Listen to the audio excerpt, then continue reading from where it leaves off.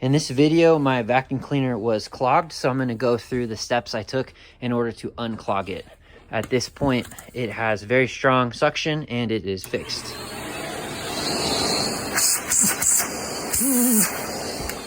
When I first started, the vacuum cleaner was not even strong enough to pick up a little piece of, like a little crumb out of the car that we're cleaning right now. The first step I did is I took the tank off and I emptied it because it was pretty full.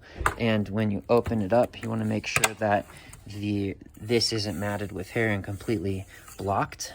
And you want to make sure your tank is not completely filled up as well.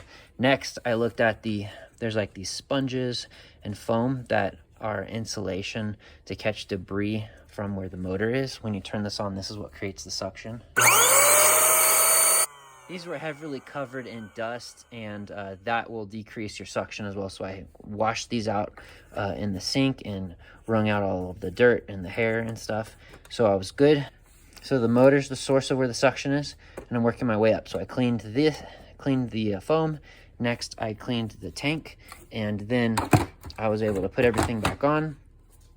And then the next step was I wanted to see if I removed the hose, did I have good suction? And the moment I removed the hose and I did my test, I had really strong suction right here.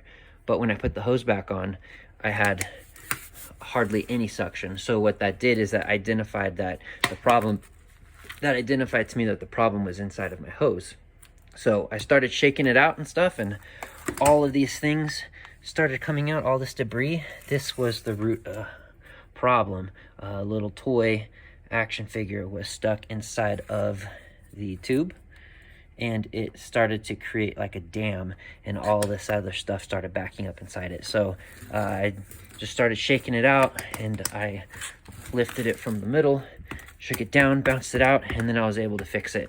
So now my vacuum cleaner is strong and working again. Hope that was helpful for you. Thanks for watching.